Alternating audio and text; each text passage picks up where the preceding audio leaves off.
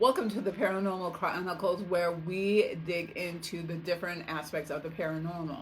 So, what aspects of the paranormal do you have questions about, Chad?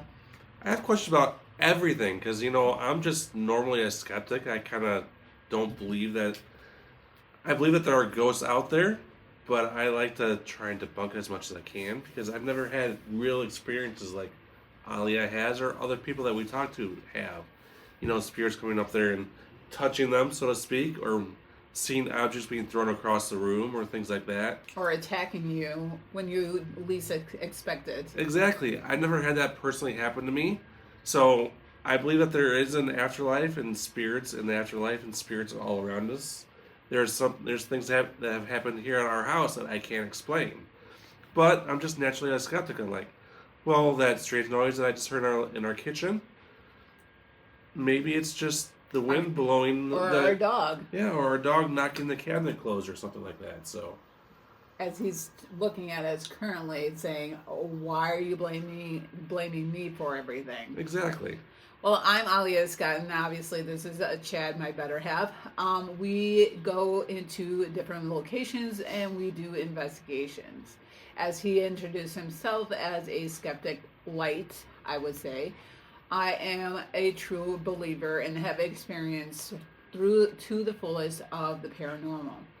I'm not saying there are cryptids out there. However, there might be a chance, and some evidence kind of points towards that. And this is the purpose of the show, is to go into these evidence and kind of figure that out for ourselves with you. So, Ali, I know this isn't the point of today's episode, but you're talking about cryptids. A lot of our viewers don't know what a cryptid is. Mm-hmm. Can you explain real quick what is a cryptid? So a cryptid are people, or not people, beings that are essentially like legends, such as Bigfoot. Bigfoot. Yeah. Yeti. Well, okay, so what is the plural of Bigfoot? Are the big feet? Because feet is plural for foot. A gander of Bigfoot? I don't know. Like it's a gander of geese? So gander of Bigfoot? I don't know. That doesn't sound right. I feel like Bigfoots sounds weird. It does. A group of Bigfoot? I would guess just a tribe of Bigfoot? I don't know. I mean, what do you guys think? What should we call a group of Bigfoot? Big feet? Gander of Bigfoot? A tribe? I can't. That's just weird. Drop it down in the comments. Let us know what you think that you would call a group of Bigfoot. Because I honestly have no idea what we call it. I'm sure we could do some research and somebody has come up with this before, but right. I have no idea. But it's more fun to speculate of what to call it. Yeah, don't do any research and come up with the right answer. Just speculate and come up with an answer and drop it down here in the comments for us. It would be super awesome to see all those comments, kind of thing. So, so back to describing a cryptid, or cryptids are essentially beings that are supernatural and mystical, that are not fully debunked or proven. So like Yeti? Yetis are a form of Bigfoot, or big feet. I'm going to stick with big feet, to be honest. I really like that. I like that too. I mean, let's do big feet. Okay. Again, drop it down. What do you think? I think big feet are. I'm going to be that person. I can go with big feet. Okay. So like La Llorona, which is a cryptid or big spirit that actually is legend, that she drowned her kids and she visits any place near water, crying and shrieking and harming those who get near that. The Loch Ness Monster, would that be a cryptid? Oh yes, the Loch Ness Monster that has kind of been seen in the Scottish waters. Well, supposedly, but people have said they've seen big feet also. So right. I mean, I don't know. That's a topic for another video. To be honest, like, just because like it's just so involved, and there's so much evidence that can be debunked. and proven at the same time. So that is one of the topics that we will be covering in the Paranormal Chronicles, along with spirits and all those topics that are considered paranormal. But let's get back on topic for today. Welcome to my brain. Sometimes it scares me. So anyways, besides being a paranormal investigator, what do you do, Chad? So I'm a realtor full-time, and then I also sub at KUST part-time because, we still have to pay the bills. And, on the slow times kind of thing. So I'm actually a full-time teacher and a realtor part-time. For which grade? This is important. Which grade do you teach? 6th grade. Because now when everybody hears 6th grade, they're like, oh my God, how do you do it? I could not deal with... They're not really well, they're kind of preteens. They're preteens. Preteens / teenagers, because they're turning 13 in 6th grade. No, they are not. They're 12, right? They're 11 to 12. Yeah. So they're like, I cannot deal with preteens all day long. How do you do it? How do you do it? Very carefully. I have anxiety meds that may or may not have been taken. And she comes home drained at the end of the day, guys. It is a very long day for her. It is. Not only do I work, 8 hours with these 100 plus 6th graders, even other grades I encounter as well, but I also wake up. I am a gym rat as well. I work out at least 6 times a week, and that's my mental health survivor method. That's how I survived the 6th grade during the day, is to make sure my health is on par for that day, and I'm able to express my stress that way. Yeah. But she loves teaching. She wouldn't do anything else because she does enjoy her kids, and she does get a lot of enjoyment out of it. So it's definitely my passion. Yeah. Along with paranormal stuff. So let's get into today's episode of what we're going to talk about. And we're going to talk about what, Chad? Residential investigations versus commercial investigations. How are they different? How are they similar? Why do some people prefer residential investigations? And why do some people prefer commercial investigations? So how did we get into this paranormal world? It was through a residential experience, and that residential experience was our house, and not just the current house, but the house I grew up in and throughout my life, for sure. How about you, Chad? Well, I kind of got pulled into it because Aalia was already into it, and she was like, I need somebody to come with me because her team that she had at the time kind of disbanded, or they got busy with life. They got busy with life, yeah. So it's okay. They got busy with life, and she's like, I have this investigation to do, and I need somebody to come with me and help me out with it. She's like, so are you free today? Come with me and help me. I was like, okay, sure, let's go do it. Even though at the beginning, he was the spirit repellent, because I had brought him to an actual active location, and I know it's active because I've been there before, and nothing happened. Like we spent a good 3, 4, 5 hours there, and zero stuff happened. It's like, what the heck? I know for sure. Yeah. The only difference was he was present. Yep. She blamed it all on me. It was my fault. I take responsibility. I mean, that is such life, right? A married life, it's always the husband's fault. It's always my fault. I'm used to it. It's okay. But yeah, so I actually got into the paranormal because I've had experience throughout my whole life. And in my childhood home, I remember quite a few instances to prove that it was paranormal. My mom has actually told us what she encountered in those homes as well, and it followed us through to each house that we moved to. So it was actually pretty interesting until we moved into this house. So Chad, what kind of experiences have you had in this house? So here at this house, I've had things like doors opening and closing randomly that I can't explain. I've heard weird noises in the kitchen when nobody's in there. we had where we were filming a video, Yes. and the ice maker decided to just go off randomly, and there was nobody in the kitchen. And we have an ice maker where you have to physically push a lever in there to make it go off to make the ice come out. And oftentimes they get stuck, so that's how hard you have to push to get ice. So there was nobody in the kitchen at the time. Abby had just used it a couple hours earlier, but somehow it went off for like 2 seconds, and then it just stopped. So that was actually pretty interesting. Yeah. It was laughable because we are so used to having those little situations happen throughout the day.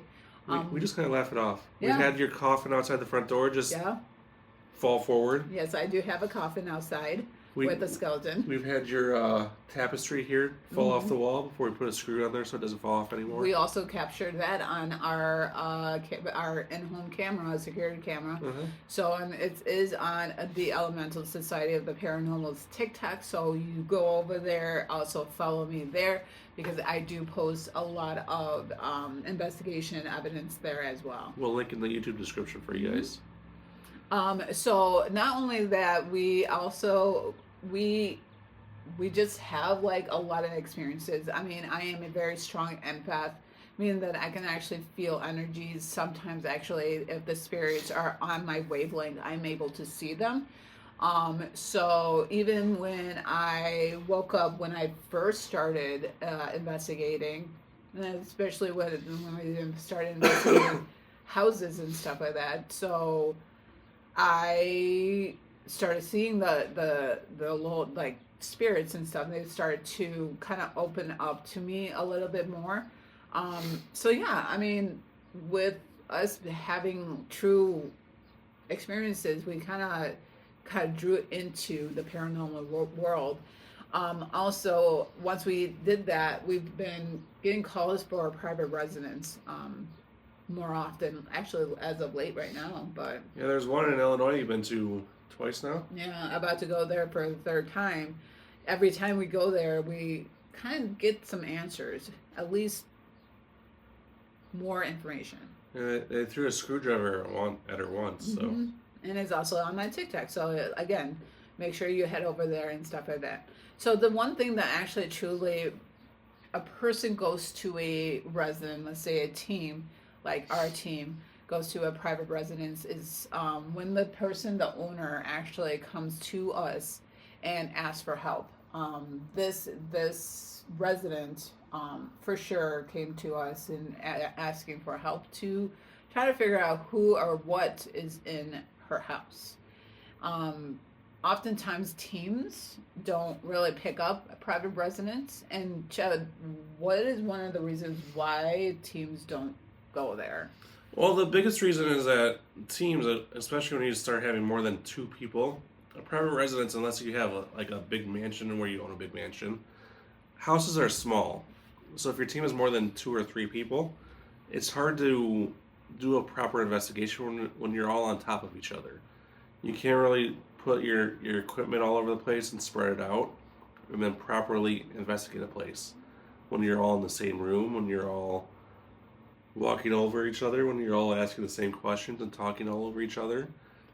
And it's just really hard in a confined space, so to speak. We get a lot of interference with evidence kind of thing. So if we have 10 people at that location, let's say that's including the owners, and sometimes they'll bring friends over just to kind of experience the activity and stuff, and the interference of one person, you can only control so many people to not whisper. As an investigator, I actually forget sometimes to not whisper. And why do we not whisper, Chad?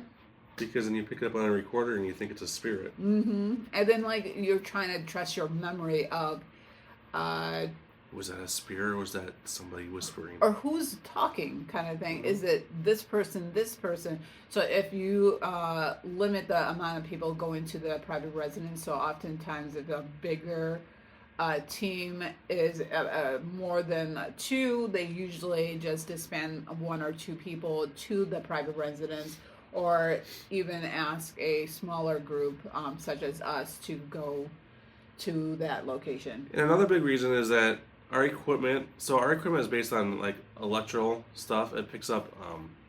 Electromagnetic fields. Yeah, so stuff that puts off electricity, basically. Houses, especially older houses, like our house is built in the 1800s. The wires are old, and the walls usually aren't very well insulated. So if the house is an older house, like a lot of houses here in the Kenosha are built in the 1950s, 1970s, they're not very well insulated. They're going to pick up a lot of that wiring that's in the walls. So you're going to get a lot of false readings, a lot of false positives. So your equipment may go off, and it's like, well, is that really a spirit? Or is it picking up the chandelier that's hanging from the ceiling? Mm-hmm. Is it picking up that wire that's behind the wall from that outlet? It may be a spirit. It's really impossible to tell sometimes. Whereas commercial buildings are a lot more well insulated. The wires are under concrete. They're more well protected. So another thing that the TV ghost hunters get wrong about investigating residential homes is that not every home is active. What you see in those shows the over dramatized reaction to, let's say, a floor creaking. I mean, a lot of houses, like he had mentioned, that are older and will creak, even with just settling overnight. The wind or the cold expanding the wood floors or something, and that creak, and like, OMG, there's a footstep. Well, no, think about it. Why is the house creaking? Is it a loose floorboard, or is the wood expanding because of the cold, kind of thing? Even the flickering of the lights can also be an electrical issue, kind of thing. So it's like the over dramatize the performance just to get the views, and is the opposite of good investigating. So investigating a residential doesn't come with all the excitement that you see on the TV if they do a private residence. They're fun shows to watch, but they're not very realistic when it comes to actual ghost hunting. And that's why you see a lot of TV ghost hunters. They go to the large location that are active. However,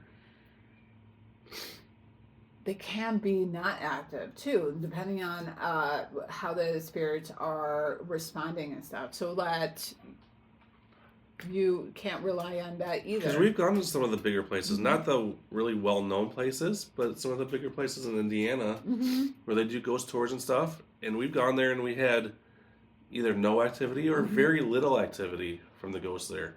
Either because it's our first time there and the ghosts don't know us and they don't want to introduce themselves to us, or maybe it was just an off day for whatever reason. Maybe the ghosts were just tired of everybody coming through. So I remember going to the Blackford County Jail for the first time, and my experience were very, very minimal.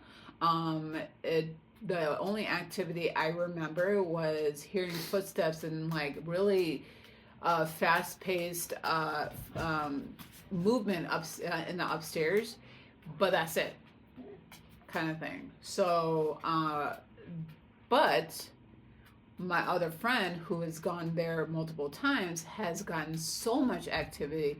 However, like he said, if you go to a location and it's not very active, it's also because of the spirits are not really used to you being there. The more you visit, the comfortable, I believe, the spirits become. Like this private residence, I've gone now 2 times. The second time was the most active that I've ever experienced than the first one. So as you get to go to these locations, however, these also commercial locations are expensive. So if you do not have the residual income to go there every month, it's going to take like months, sometimes years to go back, kind of thing. So that is one of the downsides to going to these commercial locations is the money. However, if you do have a large group, it kind of helps. So going back to the residential, what do you say? Because I know what I would say, because we are both realtors and I'm the strongest empath, and it's really hard to hold back my feelings about a house when you walk into it, especially when the ones that actually have true energy and true spirits there. What do you think? What do you feel? So I generally don't feel anything, even at the places that I actually are like really haunted. It's pretty rare that I actually feel anything. You know, Alia is more of an empath where she can actually feel stuff. Like she'll even have start having nightmares or dreams a A week. couple days or weeks before an investigation. Mm-hmm. But I generally don't feel anything when I walk into these places. Mm-hmm. But like if a client will ask, "Is this place haunted?" I mean, I tell them the truth honestly. Like as far as I know, no, it's not. But I mean, any place could be haunted, so you never know. Is that what you're looking for, a haunted house? Mm-hmm. Or are you trying to steer away from a haunted house? Like we can find you a haunted house if that's what you want. But you know, let's take a look at this house and see if it checks all your boxes or not. But going to a residential place also kind of the energy also is contributed by their personal living. Mm-hmm. You know, it's their energy, their day to day, their imprint on their personal space as well. So that kind of plays into the aspect of the energy that I feel when I go into these houses for investigation versus the commercial ones when it's left abandoned essentially. The energy is completely different kind of thing. So when we're doing a private residence investigation, Alia, before we review the evidence, mm-hmm. how much information do you like to tell the owner before we leave? Like, do you like to tell them this place is definitely haunted or it's definitely not haunted? Or do you like to go over the evidence first before you give them any kind of definitive answer? Usually if it is truly haunted, like this last investigation, they knew and have seen all the activity that we have been experiencing. Well, let's say the owner is not there for the investigation. Okay, so if the owner is not there, I will tell them that we've had some activity. I kind of walk the line just because, one, I don't want to get them scared about living there after we leave. And I kind of tell them little steps to set up boundaries for these spirits because oftentimes the owners don't set up boundaries, and that's why these spirits are going wild and doing whatever they want. I mean, granted, they're going to do whatever they want anyways. However, setting boundaries will help, one, your mental health as well, to kind of make you feel a little safer kind of thing. Two, I tell them we will review any evidence, and if we do see anything, we will send it their way. But yeah, I try to kind of walk that line a little bit before I leave an investigation kind of thing. Now, I do want to put a caveat there that a lot of residences that we investigate, people have already been living there for years usually, sometimes 15, 20 years before they even call somebody to come in there and investigate. So they've already been living with these ghosts or spirits, usually without many or any problems. So even if we do find some kind of evidence there, it's usually not like a big surprise, a demon or a malicious spirit or ghost. Usually it's just something that you can continue to live with as long as you don't piss it off, I guess you could say, or anger it in some way. Right. Just continue to do what you do on a normal, everyday living life. Just continue living with it. You know, when it does something that it shouldn't do, just be like, please don't do that. Please stop that. Unless the spirits are mean and evil and it hurting people, then what I would suggest is the next steps of cleansing the house, whether it's a religious cleansing or just cleansing in general kind of things, or psychic cleansing. But we don't see that too often. No, actually we don't. So our whole, like he says, homeowners are usually either there. Most of the time they're there. We don't mind them there.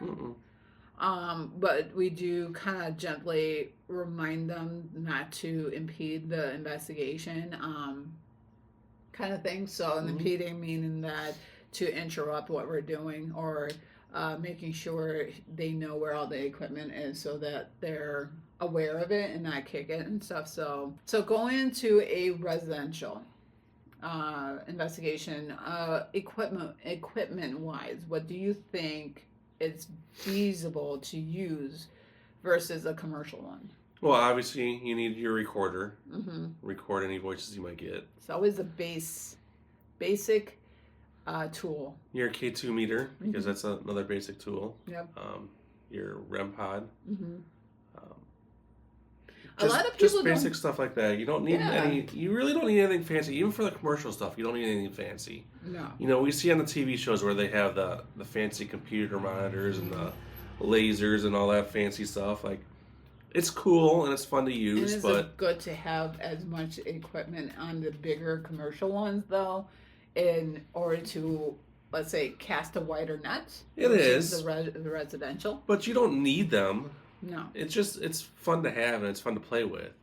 But you don't need them for investigation.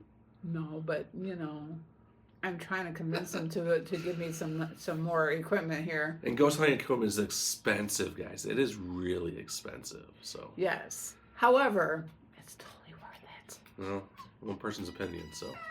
Another difference between the residential and the commercial is the size of the location. Residential, we're talking about like what, 1,200 to 1,600 square feet. Maybe 2,000. Maybe 2,000. We're stretching it, right?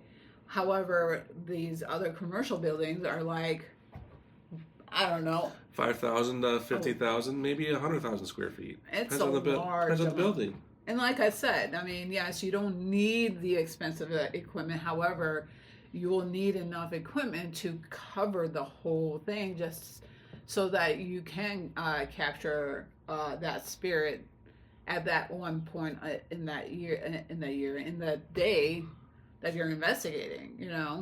So yeah, I mean, with a large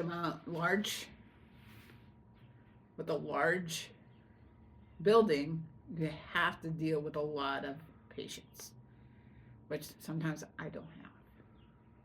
So Aalia, let's talk about patience for a minute. Oh. So on a typical investigation, how long would you say an investigation typically lasts for a ghost hunt? I mean, are you talking about residential or commercial? Either one. Let's say you pull up to a investigation, like first time you've ever been there.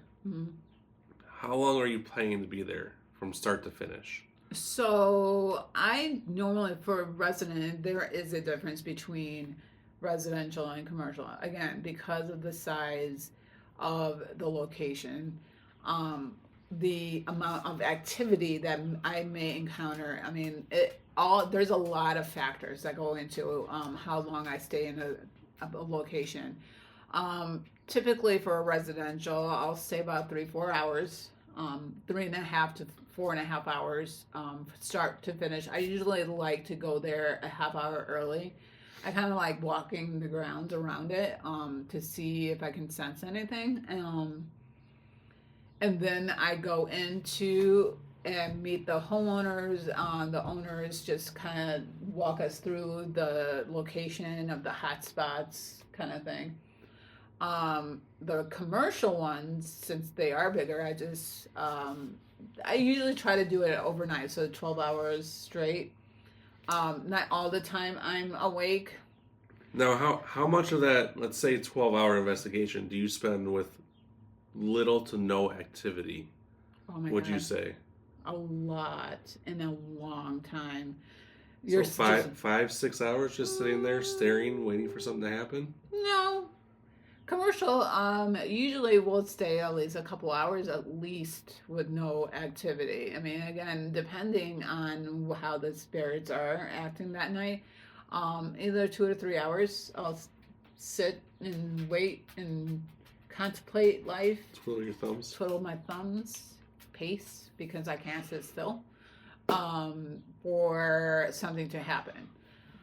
Residential, again, it depends on the activity already, or the feeling I get right away. This last one, I got the feeling when I first got there. I got there a half hour early, and I can sense the energy already outside the house, even before I even walked in. So yeah, I mean, commercial, you'll sit there for hours, and I think that's why we stay for so long. For at least 12 hours. I love sleeping over these locations too, though. The commercial ones I sleep over. Any little cots? In my little cots. Come home with a sore back. Yes. It's a big sleepovers for us paranormal investigators. Because, like, we just, like, we joke, we talk, and we talk about ghosts and our locations and our equipment or lack thereof, or, envy, jealousy over someone else's equipment bags kind of thing. So, Yet she won't go camping. no. Because at least with the you're inside a house or inside a building. You can go camping inside of a building. Oh my God, we're not talking about that. Anywho, so usually the commercial actually has documented history with it. So we already understand the possibility of the stories behind these spirits, or who these spirits might be. And I'm not saying they are, because you never know who you're talking to, versus a residential that we tried to get history, but there's very limited history available for these locations for residential. So it's a little harder, especially if the house was rented at all in the past, because there's no rental records except for who owned the property. So that makes it more difficult. Exactly. So there it is, your first episode of Paranormal Chronicles, talked about the residential versus commercials. We cannot wait for our next video. So make sure you hit that bell, follow us, subscribe. I don't know, whatever the kids are saying these days. Make sure you come back the next week and we can talk about more paranormal stuff. Have a good one, guys.